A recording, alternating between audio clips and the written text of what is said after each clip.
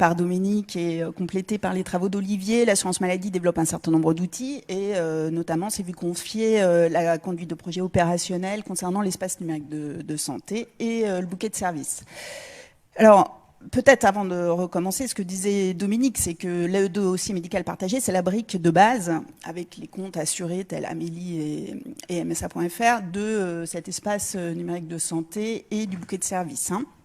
Et juste avant de commencer, rappeler quand même qu'aujourd'hui, nous avons dépassé la barre des 8 millions de DMP ouverts. Donc on a quadruplé le nombre de DMP ouverts depuis la généralisation qui a été lancée par Madame Buzyn, ministre de la Santé, l'année dernière. Donc une performance qui montre qu'aujourd'hui, cet outil commence réellement à être approprié, même s'il n'est pas parfait, même s'il va continuer à s'améliorer, mais à la fois par les professionnels de santé, quand on voit qu'aujourd'hui, les médecins généralistes l'alimente pour 20% d'entre eux et le consulte plus ou moins, bien sûr, à hauteur de 46%. On voit qu'on a fait quand même des progrès tout à fait considérables sur cet outil. Alors, le DMP, c'est la brique de base, comme je disais, et en fait, il va être complété par toute une série de fonctionnalités et de services, parce que c'est ça le mot important, services, pour le patient d'abord, c'est l'espace numérique de santé, et donc on va avoir un certain nombre de fonctionnalités qui vont permettre d'enrichir ces services offerts aux patients. Alors, un cas concret, voilà, donc le cas de Martine, qui a 58 ans et qui, en début d'année, en rentrant d'une mammographie de contrôle suite à un cancer du sein en rémission, s'est fracturé la cheville pour la 2e fois et qui, bien sûr, voit sa vie de tous les jours un peu perturbée par tout cela. Donc, elle est effectivement en arrêt...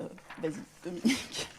Elle est en arrêt maladie depuis 1 mois, elle est plâtrée depuis son opération à l'hôpital et par ailleurs, comme vous avez vu, elle doit aussi suivre sa glycémie parce qu'elle est diabétique.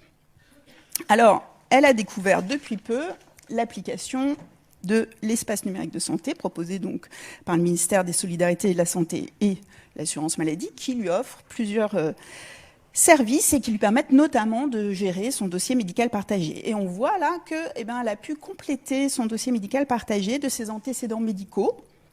Donc, elle a marqué ce qui s'est passé sur son cancer. On voit aussi, si tu reviens un petit peu en arrière, que, je ne sais pas si c'est possible, qu'elle a complété aussi ses antécédents familiaux avec les pathologies de ses parents. Et elle a aussi pu enregistrer des vaccins qui n'avaient pas été enregistrés par son médecin traitant. Et donc, en allant sur son espace numérique de santé, elle peut voir, là, vous voyez, que le cabinet de radiologie a transmis le compte-rendu de radio dans son dossier médical partagé. Donc, quand elle accède à son espace numérique de santé, elle peut visualiser son compte-rendu, mais aussi, et c'est ce que va vous expliquer tout à l'heure Olivier, c'est radio elle-même. Et donc, ça tombe bien, parce que pour sa visite la semaine prochaine chez son médecin traitant, il pourra avoir tout ça dans son dossier médical partagé via son logiciel, sachant qu'il y a un gros travail qui est fait actuellement avec les éditeurs de logiciels pour faciliter l'accès au DMP par les médecins et que les choses soient beaucoup plus simples. Donc, Martine va à sa consultation de suivi de sa fracture et là, on lui demande de ramener le compte-rendu de sa première opération de la cheville qui a eu lieu il y a 4 ans, parce que c'est important, vous le savez, pour le suivi. Et là, on a de la chance parce que Martine est bien organisée, elle a gardé tous ses documents papier et elle a quelque part archivé dans sa maison son compte-rendu. Donc là, grâce aux fonctionnalités qui lui sont offertes, elle va pouvoir photographier extrêmement facilement son compte-rendu ancien, elle va accéder à son espace numérique de santé et elle va pouvoir l'ajouter, comme vous le voyez, dans son dossier médical partagé. Donc, ça sera accessible à l'ensemble de ses professionnels soignants. Comme elle est sur son espace numérique de santé, elle en profite pour consulter ses messages. Et là, elle s'aperçoit que le cabinet d'imagerie lui a envoyé le compte-rendu de sa dernière mammographie dans sa messagerie. Alors, vous me direz, normalement, pourquoi est-ce que le cabinet de radiologie n'a pas directement notifié dans son dossier médical partagé le compte-rendu? Pourquoi est-ce qu'on est passé par messagerie? C'est parce qu'on sait qu'il faut du temps avant de pouvoir déployer ces fonctionnalités. Et donc, ça va être un cas qui va se présenter encore un certain temps. On va recevoir encore par messagerie de santé un certain nombre de comptes rendus. Donc là, Martine, elle va pouvoir regarder son compte-rendu et surtout, elle va pouvoir alimenter son dossier médical partagé à partir de ce compte-rendu et donc va pouvoir ainsi enrichir son dossier médical partagé. Donc voilà, elle a enregistré. Et dans ses notifications, elle voit que l'hôpital a déposé, donc là cette fois-ci c'est l'hôpital qui l'a déposé directement, son compte-rendu d'hospitalisation dans ce dossier médical partagé. Alors là, elle va visualiser le compte-rendu, elle ne va pas tout comprendre parce que ce n'est pas toujours très simple à comprendre, mais elle pourra en parler avec son médecin traitant dans une prochaine visite, puisque lui aura bien sûr accès à ce compte-rendu de manière facilitée. Alors là, Martine est cette fois-ci chez son médecin traitant et il est tout à fait satisfait parce qu'il se rend compte qu'elle suit sa glycémie grâce à une appli qui a été mise en place et qui lui a recommandé. Donc il dialogue avec Martine et il lui conseille de voir si elle accepterait de synchroniser cette appli avec son espace numérique de santé parce que ça faciliterait pour son diabétologue notamment le suivi de sa glycémie. Et donc bien sûr, ça serait très intéressant. Alors évidemment, Martine au départ dit qu'elle va y réfléchir, c'est pas toujours simple, elle ne sait pas si ça va être facile à faire, et donc elle se dit qu'elle pourrait peut-être y réfléchir ou voir éventuellement si ses petits-enfants peuvent l'aider pour le faire. Elle en profite pour lui parler de ses vaccins, justement ce que je dis tout à l'heure, elle les a enregistrés, parce qu'elle avait constaté qu'ils n'étaient pas tous marqués dans son espace numérique de santé.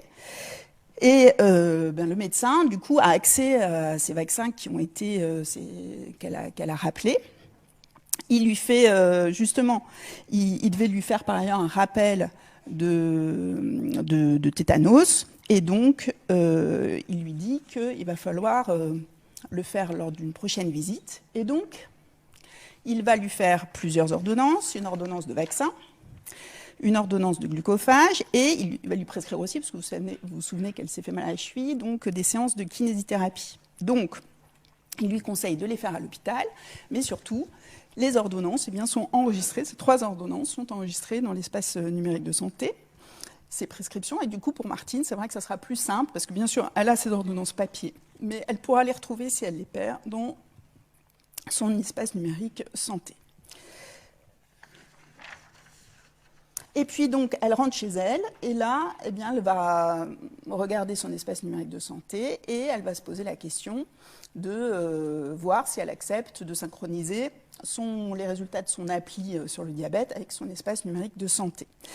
Elle cherche dans le store, dont vous a parlé tout à l'heure Dominique, son appli diabète, elle la voit. Elle suit les consignes à partir du moment où elle est d'accord, et en moins d'1 minute, elle arrive à synchroniser dans son espace numérique santé cette appli, ce qui fait que, comme vous allez le voir, son dossier médical partagé va être alimenté régulièrement de ces résultats, si bien que et son médecin traitant et son diabétologue pourront y avoir accès. Alors, une dernière fonctionnalité de l'espace numérique santé extrêmement important, c'est que sur le store de l'espace numérique de santé, Martine va aussi pouvoir trouver l'application mise à disposition par son hôpital pour prendre rendez-vous. Et donc là, elle a été sur l'application de son hôpital et elle voit que l'hôpital offre à ses patients la possibilité de prendre des rendez-vous. Donc c'est grâce à cette application qu'elle va prendre les rendez-vous de kinésithérapie, puisque son médecin traitant lui avait conseillé de faire sa rééducation dans cet hôpital.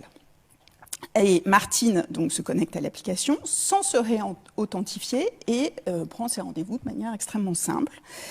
Elle va accéder en fait à l'application de l'hôpital, donc elle va trouver d'autres éléments. Elle va trouver des informations, des conseils pratiques pour la rééducation de sa cheville. Elle va trouver l'historique de ses hospitalisations et consultations à l'hôpital. Alors bien sûr, là, on ne vous présente pas cette application puisque ça relève de l'hôpital et de l'établissement de santé. Mais elle pourra y accéder très facilement. Et comme vous le voyez, elle a, après la prise de rendez-vous, ils apparaissent dans son agenda. Donc voilà en quelques mots ce que devrait être l'espace numérique de santé sur lequel nous travaillons, donc qui sera généralisé au 1er janvier 2022 après la généralisation du dossier médical partagé au 1er juillet 2021. Et je complète en disant que dans la maison, on a vu là l'espace numérique de santé qui est donc à destination des patients, et nous travaillons, comme l'a dit Dominique tout à l'heure, au à l'élaboration aussi du bouquet de services aux professionnels de santé, qui est le miroir de l'espace numérique de santé, mais pour les professionnels de santé, et qui leur permettra de naviguer extrêmement facilement entre différentes applications et différents outils, sans avoir à se réauthentifier à chaque fois. Donc, il va vraiment permettre de leur simplifier la pratique quotidienne. Et je passe du coup la parole à Olivier, qui va vous présenter un premier développement sur le dossier médical partagé, qui deviendra après quelque chose qui complétera le bouquet de services.